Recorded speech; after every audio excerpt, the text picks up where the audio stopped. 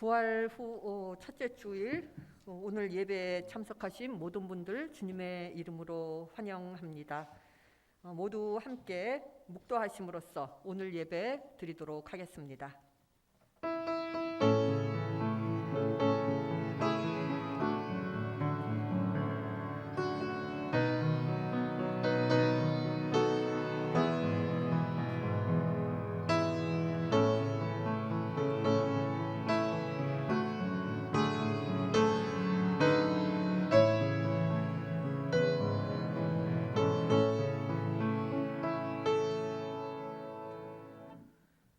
주의 성도들아, 여호와를 찬송하며 그의 거룩함을 기억하며 감사하라. 내가 형통할 때 말하기를 영원히 흔들리지 아니하리라 하였도다. 여호와여, 들으시고 내게 은혜를 베푸소서. 여호와여, 나를 돕는 자가 되소서 하였나이다.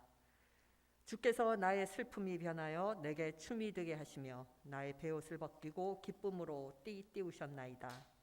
여호와 나의 하나님이여, 내가 주께 영원히 감사하리이다. 아멘. 모두 자리에서 일어나셔서 찬송 9장 부르시겠습니다.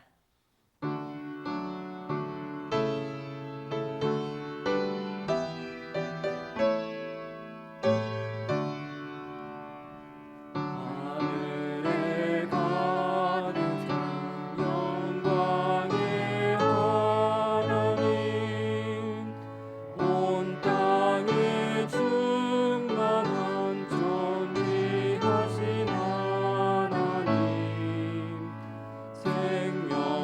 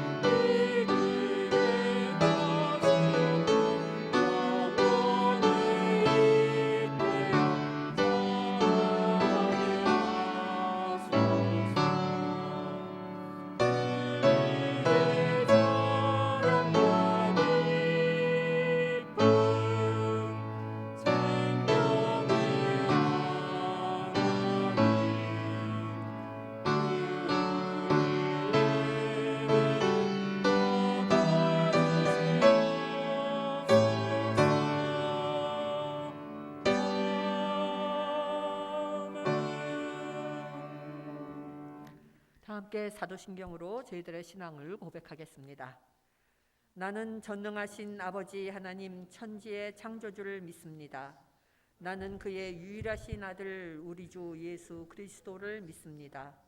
그는 성령으로 잉태되어 동정녀 마리아에게서 나시고 본디오 빌라도에게 고난을 받아 십자가에 못 박혀 죽으시고 장사된 지 사흘 만에 죽은 자 가운데서 다시 살아나셨으며 하늘에 오르시어 전능하신 아버지 하나님 우편에 앉아 계시다가 거기로부터 살아있는 자와 죽은 자를 심판하러 오십니다. 나는 성령을 믿으며 거룩한 공교회와 성도의 교제와 죄를 용서받는 것과 몸의 부활과 영생을 믿습니다. 아멘. 예. 모두 함께 교독문 교독하시겠습니다. 내가 받은 것을 먼저 너희에게 전하였노니 이는 성경대로 그리스도께서 우리 죄를 위하여 죽으시고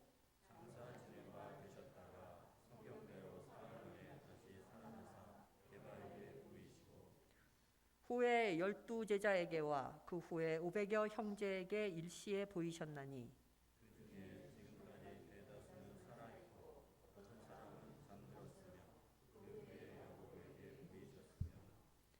그 후에 모든 사도에게와 맨 나중에 만삭되지 못하여 난 자 같은 내게도 보이셨느니라.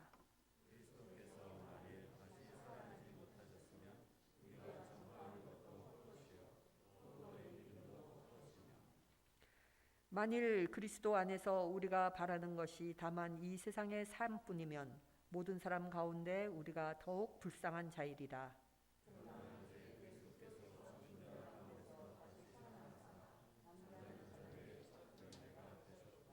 아멘.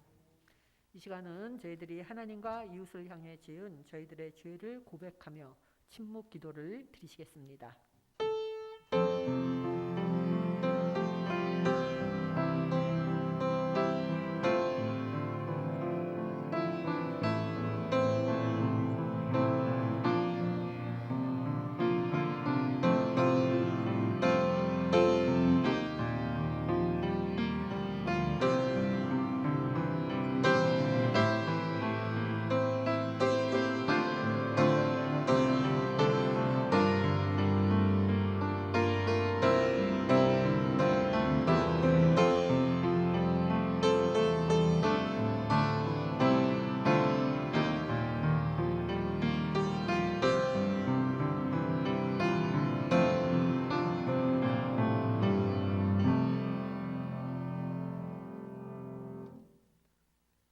하나님께서는 진심으로 회개한 사람을 용서하십니다.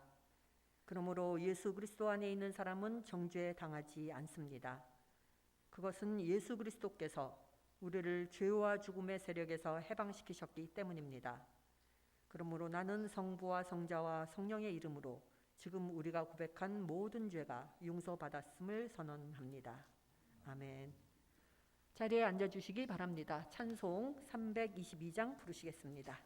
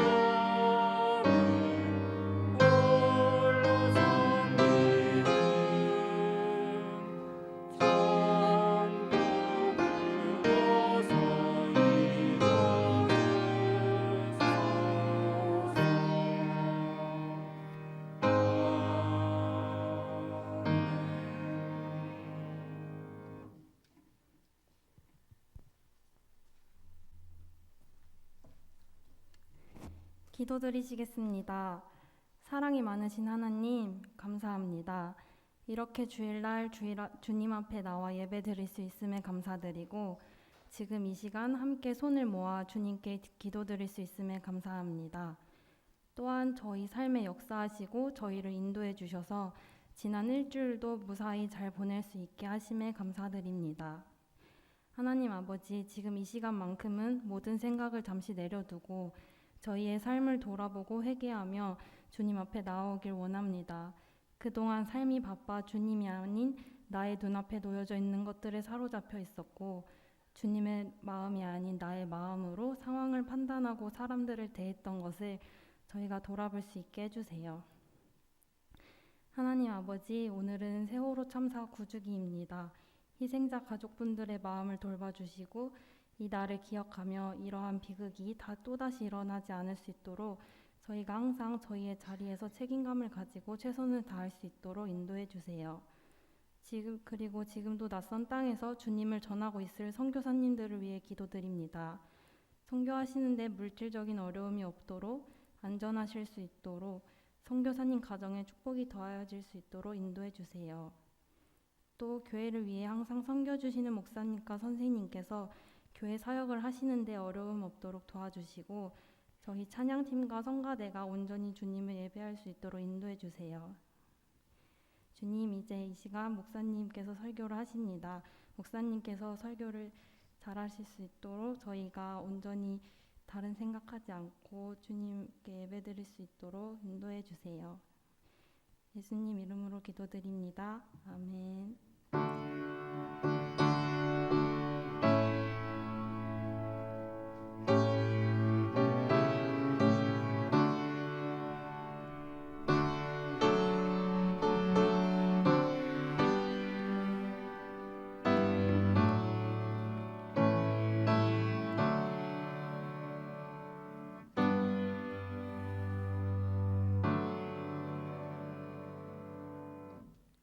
오늘 우리에게 주시는 하나님의 말씀은 누가복음 24장 1절에서 9절까지입니다. 안식 후 첫날 새벽에 이 여자들이 그 준비한 향품을 가지고 무덤에 가서 돌이 무덤에서 굴러 옮겨진 것을 보고 들어가니 주 예수의 시체가 보이지 아니하더라. 이로 인하여 근심할 때에 문득 찬란한 옷을 입은 두 사람이 곁에 섰는지라. 여자들이 두려워 얼굴을 땅에 대니 두 사람이 이르되 어찌하여 살아있는 자를 죽은 자 가운데서 찾느냐. 여기 계시지 않고 살아 계셨느니라. 갈릴리에 계실 때에 너에게 어떻게 말씀하였는지를 기억하라. 이르시기를 인자가 죄인의 손에 넘겨져 십자가에 못 박히고 제3일에 다시 살아나야 하니라 하셨느니라 한데, 그들이 예수의 말씀을 기억하고 무덤에서 돌아가 이 모든 것을 11사도와 다른 모든 이들에게 알리니. 이것은 하나님의 말씀입니다.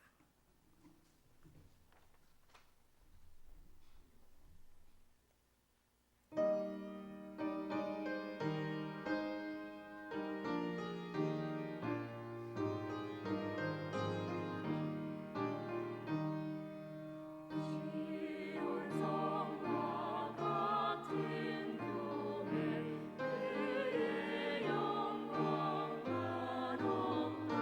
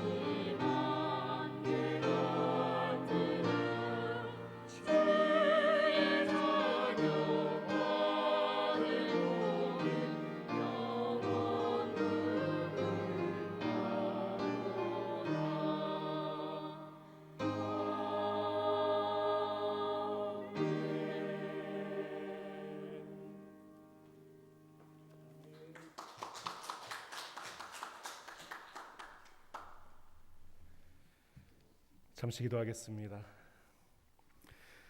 은혜로우신 하나님, 반갑고 기쁜 얼굴로 나오는 이들을 또 만나게 하시니 감사드립니다. 주님의 부활의 기쁨을 찬양하며 말씀을 삼하여 나왔사오니 주님께서 예배하신 말씀 나누게 하여 주옵소서. 예수 그리스도의 이름으로 기도합니다. 아멘. 그리스도께서 부활하셨습니다. 지난 주일이 9일 주일이었고 앞으로 성령 감일절까지 7주 동안 부활 주간입니다. 기독교 전통에서는 이 기간 동안 크리스천들이 그리스도께서 부활하셨습니다라는 말로 인사를 나누곤 했었습니다. 여기 나오신 모든 분들 그리고 그리스도의 부활의 소식을 나누며 은혜와 기쁨이 넘치시기를 주님의 이름으로 축원합니다. 5년 전 부활주일에 저는 이집트 시내산 기슭에 있는 그 성 캐서린 수도원에 있었습니다. 현존하는 수도원, 정확하게는 현재 운영되고 있는 수도원 중에서는 세계에서 가장 오래된 수도원입니다. 성 캐서린 수도원에 있는 이 이집트는 1500년 전부터 지금까지 이슬람이 지배하는 땅입니다. 수도원은 그 이슬람이 지배하기 이전부터 그곳을 지켜왔고 마치 복음의 요새처럼 신앙의 정체성을 유지하고 지켜왔습니다.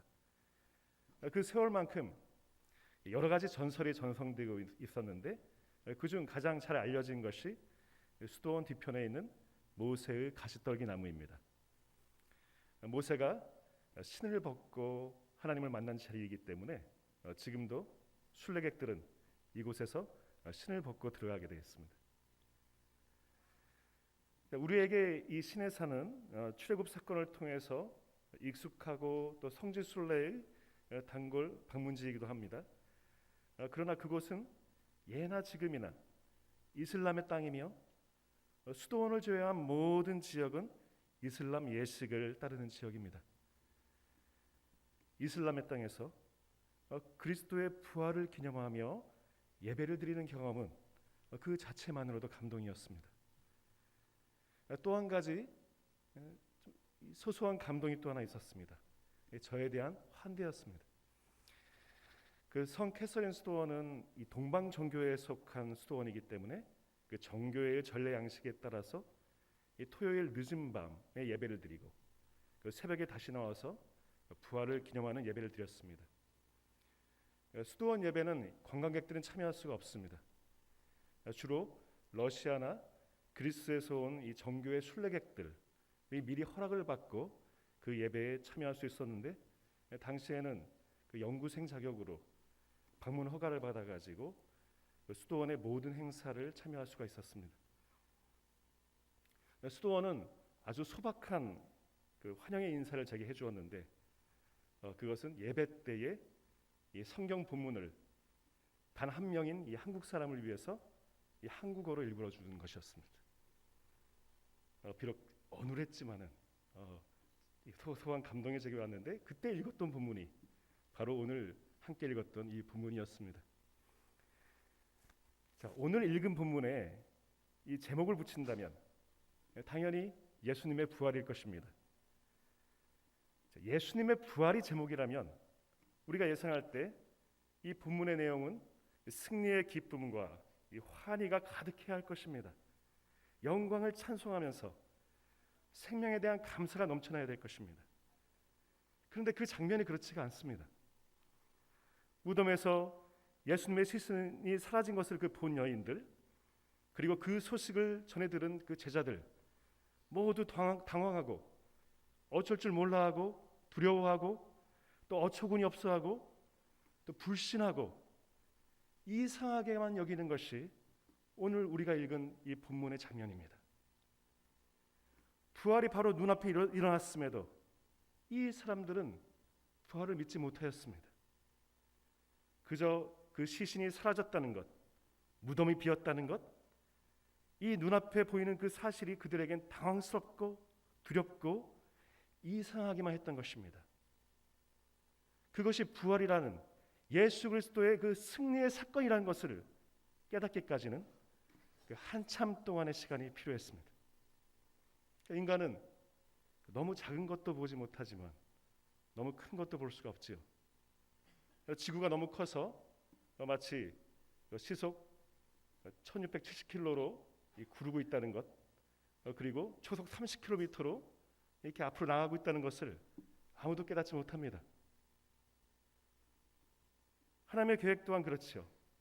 그 계획이 너무 크셔가지고 이미 그것이 우리에게 실현되었음에도 우리는 받아들이고 깨닫지 못하기도 한다는 것입니다. 지금 부활 사건이 일어났습니다. 부활 사건은 이 세상의 것이 아니었습니다. 일상 속에서 일어날 수가 없는 일입니다. 여인들은 지금 장례를 치르고자 예수님께 나옵니다. 여전히 일상 속에 살고 있습니다.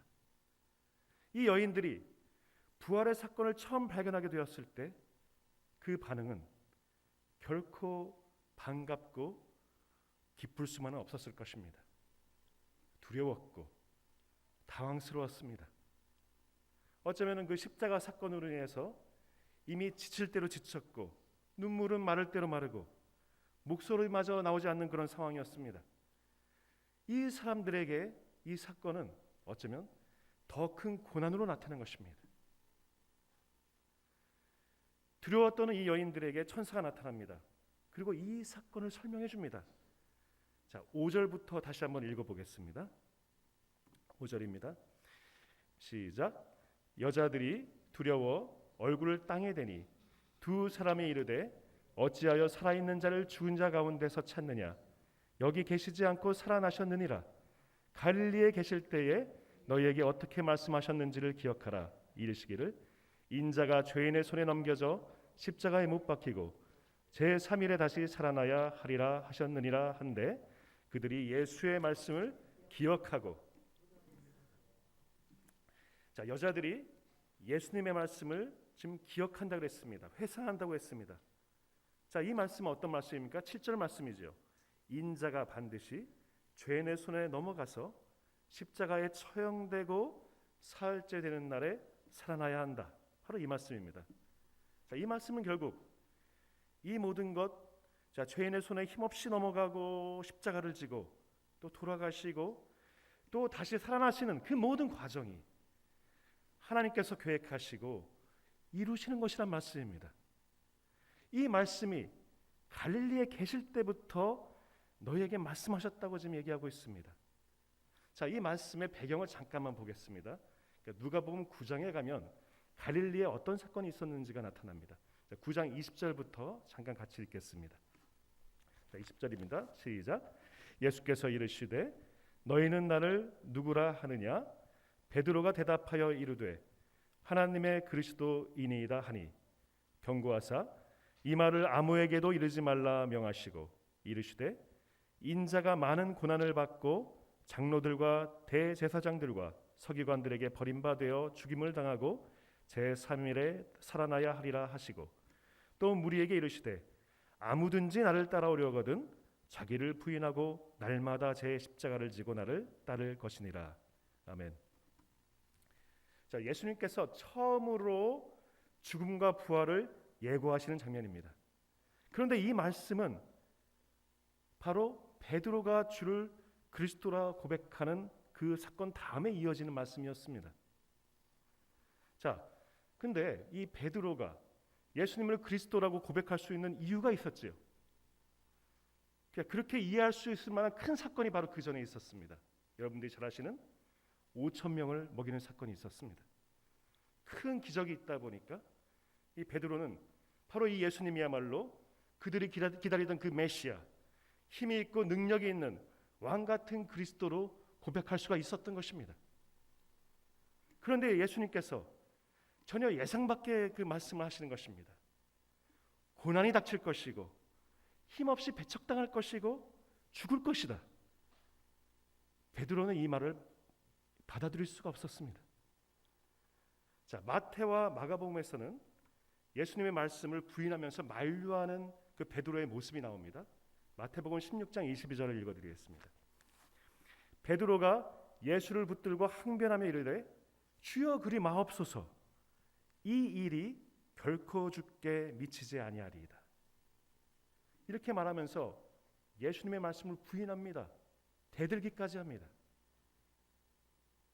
베드로는 그 십자가에 못 박히고 그 말 뒤에 따라 나오는 제3일에 다시 살아나야 하리라, 그 말을 이해할 수도 없었습니다. 그는 예수님은 죽는다는 것에 초점을 맞추고 하신 말씀이 전혀 아니었습니다. 다시 사신다는 말씀을 하고 싶었습니다.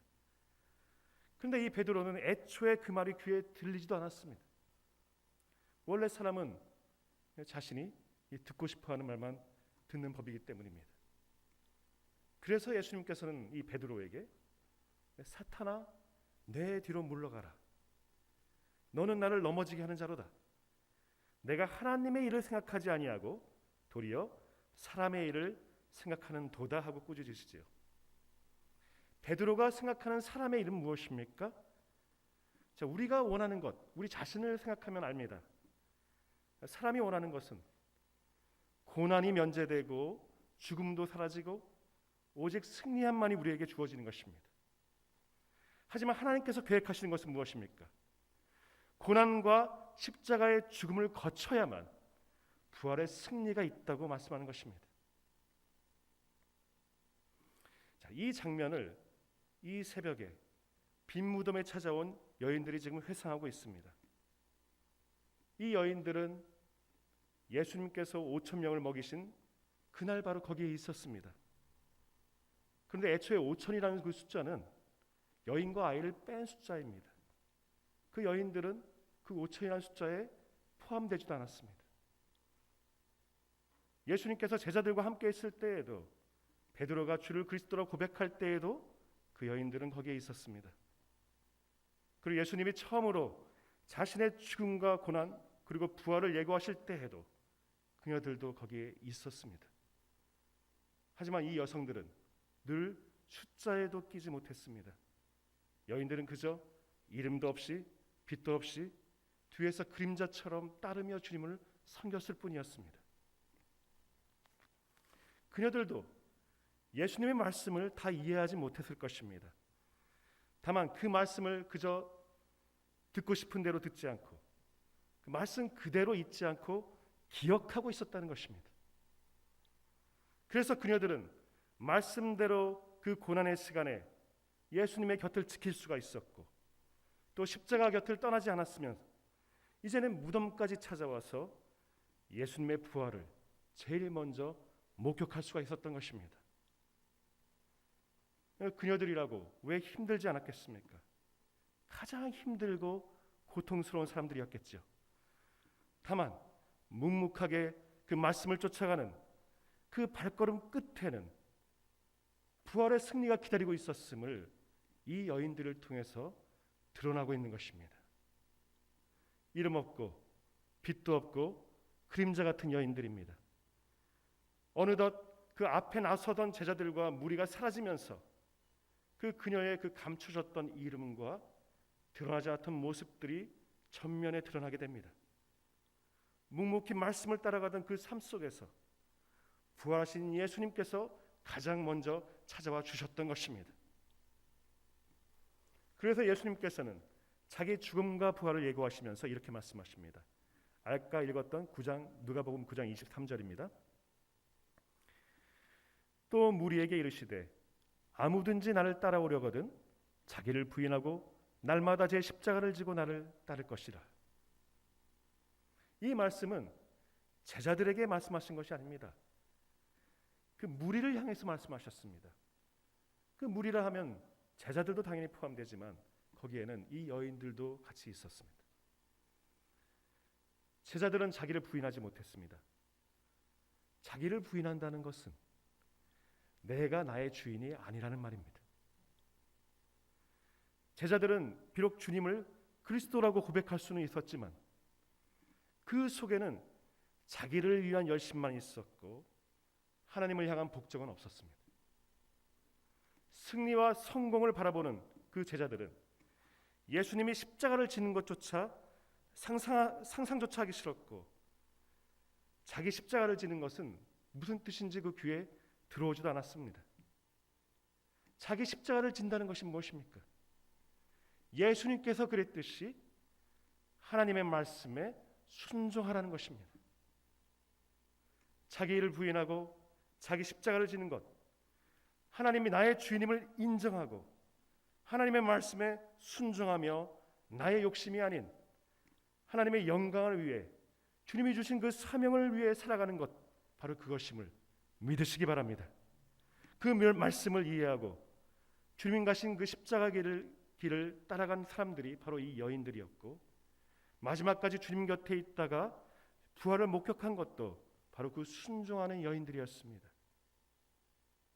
우리의 신앙생활이 이 여인들처럼 하나님의 우리 인생의 주인이며 그 말씀에 순종하는 삶이 되시길 축원합니다.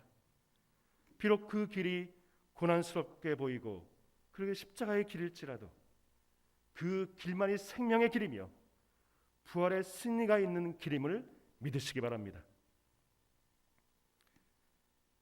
무덤은 비었습니다. 돌문이 열렸습니다. 부활은 이미 우리 눈앞에 있습니다. 하지만 우리의 현실은 바뀌지가 않습니다. 우리가 가지고 있는 고난과 불안은 하루아침에 면제가 되지 않습니다. 그런데도 이 현실 속에서 우리의 십자가를 날마다 기꺼이 지는 것, 그리고 자기를 부인하고 주님을 따를 수 있는 것, 바로 그것이 부활의 소식을 듣고 믿고 따르는 그리스도인들의 삶임을 믿으시기 바랍니다. 말씀을 마치려 합니다. 앞에서 말씀드린 시내산의 성 캐서린 스토원에서 저는 부활절을 보내고 2주간 시내산에서 베두인족을 위한 선교 봉사활동을 한 뒤에 터키의 이스탄불로 이동을 했습니다. 이스탄불은 한때 콘스탄티노플이었습니다. 그 도시는 비잔틴 제국의 수도였고 교회의 중심지였기도 합니다. 그래서 이슬람이 지배하고 있는 현재까지도 이 동방교회의 총본부인 이 카톨릭 교회로 치면 이 바티칸 같은 곳이 이스탄불 안에 있습니다. 그것을 에큐메니컬 패트리아크, 세계 총 대주교청이라고 부릅니다. 자, 이곳의 첫 방문은 아니었습니다. 시내산으로 가기 전에 잠시 방문을 했었습니다. 그때 성금요일 예배에 참석하기 위해서였습니다. 그곳에서 총 대주교 이 바톨로메가 집전하고 있는 그 성금요일 예배를 참석하고, 그 예배만 5시간이기 때문에 다른 일정은 없었습니다. 그 예배만 드리고 우리 일행은 다시 공항으로 돌아와서 이집트 시내산으로 향했었습니다. 시내산에서 부활절을 보내고 이곳에 돌아왔을 때는 사뭇 이 분위기가 달랐습니다. 그들이 인사하는 법이 달랐습니다. 안녕하세요. 좋은 아침입니다. 식사는 하셨습니까? 이런 인사가 아니었습니다. 그들은 만나자마자 크리스토스 아네스티, 알레토스 아네스티, 그리스도께서 부활하셨습니다. 네, 정말 부활하셨습니다. 부활절이 지나고 앞으로 7주 동안 그들은 서로 길에서 만날 때, 어디서 만날 때 그리스도께서 부활하셨습니다 라고 서로 크게 인사를 하였습니다. 아까 말씀드린 대로 이 세계 총대주교청은 이스탄불에 있습니다. 이슬람의 땅에 있습니다. 그 중에서도 이스탄불에서 가장 보수적인 구역인 이 파나라고 하는 지역에 이 대주교청이 위치하고 있습니다. 더욱이 그때나 지금이나 이 보수적인 이 철권 정치를 하는 에르도간 대통령이 정권을 잡고 있는 그 시기였습니다. 그리스도인들은 직간접적으로 다분히 핍박을 받고 있는 상황이었습니다. 그 상황 속에서 그들이 서로에게 문안한 그 인사, 크리스토스 아네스티, 그리스도께서 부활하셨습니다. 예수님의 부활의 소식이 마치 모든 고난을 이겨내는 힘을 주는 격려의 메시지처럼 들렸습니다. 절망만이 보이는 그 상황 속에서 이 서로에게 희망을 주는 그 주님의 음성으로 들렸습니다. 그 무력한 우리의 처지로 인해서 낙심하지 않고 또 한 걸음을 내디디며 자신의 그 십자가를 추스릴 수 있는 그 능력의 말씀으로 들렸습니다. 오늘 우리의 삶은 2000년 전 그 빈 무덤을 찾는 여인들과 그렇게 다르지 않습니다. 여전히 우리는 고난과 슬픔 속에서 살고 있으며 늘 한치 앞도 알 수 없는 그런 두려움을 안고 살아가고 있습니다. 그런 상황 속에서 우리가 서로를 만날 때마다 가슴속으로 나눠야 될 인사는 예수 그리스도께서 부활하셨습니다. 그 인사를 통해서 세상의 어떤 가치보다 귀한 것이 바로 그리스도의 십자가임을 깨닫기를 축원합니다. 오늘 우리가 지고 가는 그 십자가가 결국 부활의 승리로 향하는 영광의 발걸음을 깨닫는 부활의 절기가 되시기를 주님의 이름으로 축원합니다. 아멘. 크리스토스 아네스티 기도하겠습니다. 사랑과 은혜가 충만하신 하나님, 저희를 사랑하시사 끝까지 사랑하시고 십자가의 보혈로 저희를 대속하시고 새 생명을 허락하신 것을 감사드립니다. 살아가는 동안 하나님이 우리의 주인이심을 잊지 않게 하시고 주님이 주신 사명을 따라 순종하며 사는 것이 참 생명의 기름을 잊지 않게 하여 주시옵소서. 우리 대학교에 성령이 충만하게 하시고 주님이 주시는 그 미래를 바라보는 믿음의 눈을 갖게 하여 주시옵소서. 늘 그 우리의 관계 속에서 열매가 맺게 하시고 우리 아름다운 말과 행동을 통해서 우리의 공동체가 이웃을 섬기며 친교하며 사랑을 나누는 교회가 되게 하여 주시옵소서. 예수 그리스도의 이름으로 기도합니다. 아멘.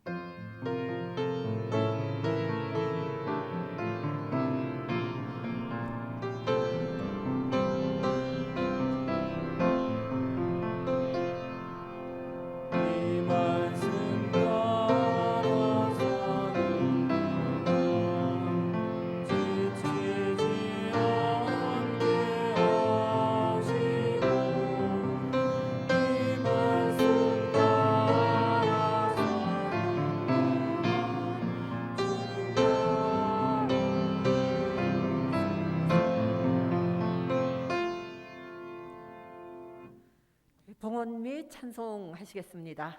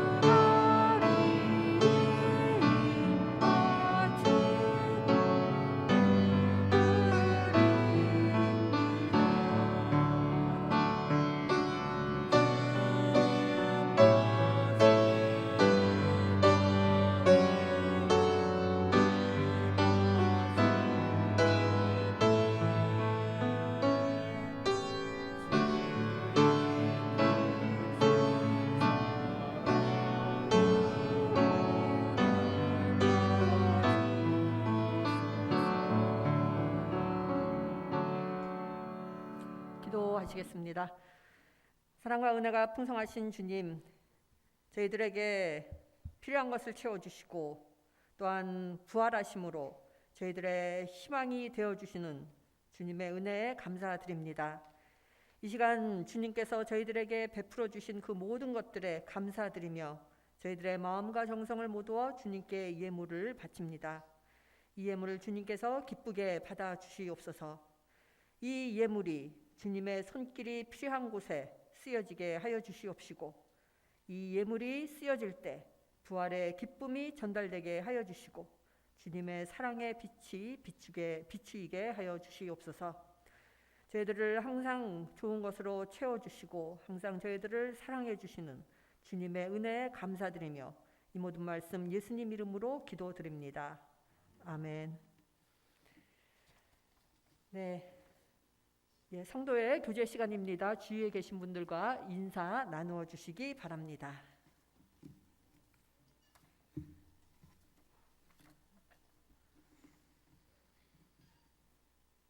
예, 오늘 저희 교회에 오랜만에 출석해 주신 학생분이 계십니다. 예과 2학년의 구현빈 학생 어디 계신가요? 잠깐 자리에서 예, 저기 계시네요. 예, 저희 먼저 교제 찬양 부르고 그다음에 박수 치는 시간 갖도록 하겠습니다. 교제 찬양 부르겠습니다.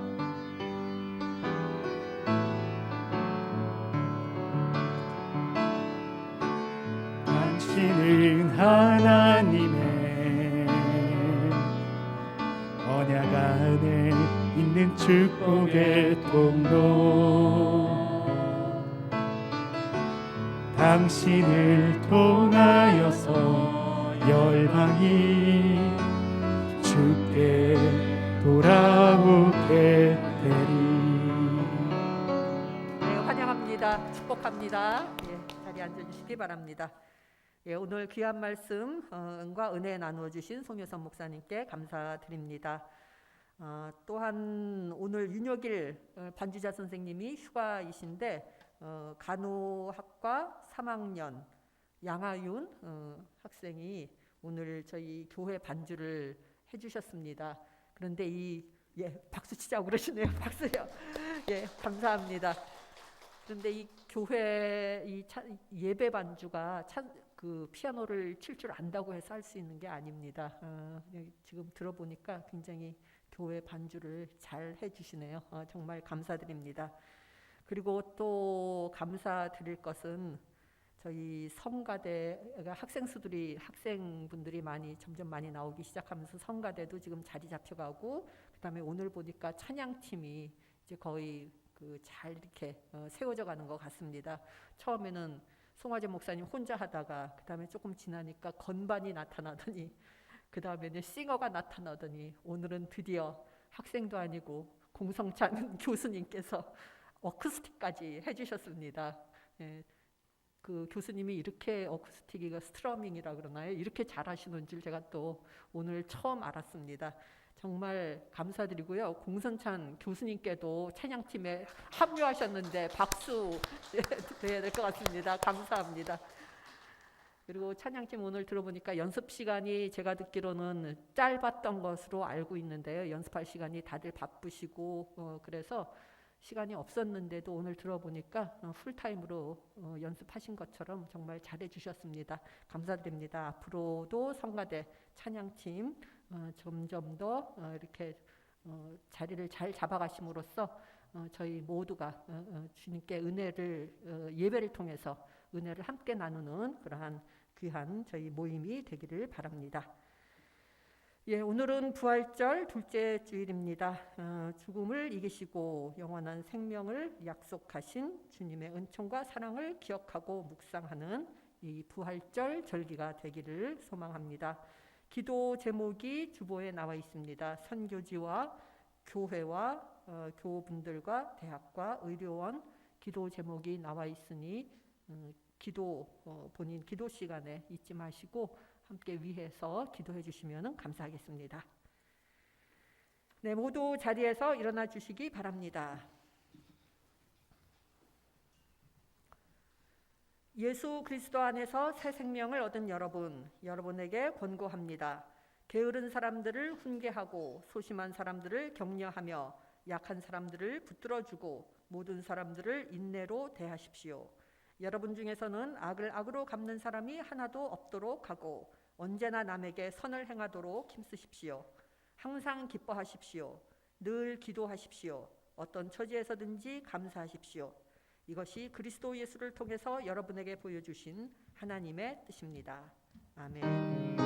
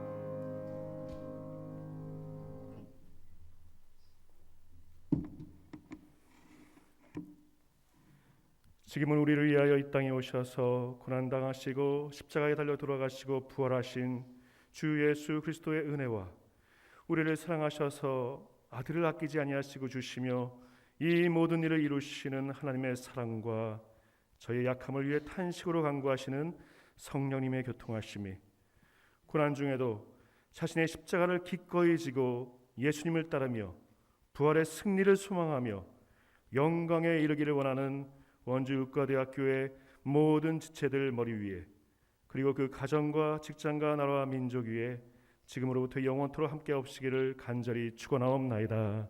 아멘.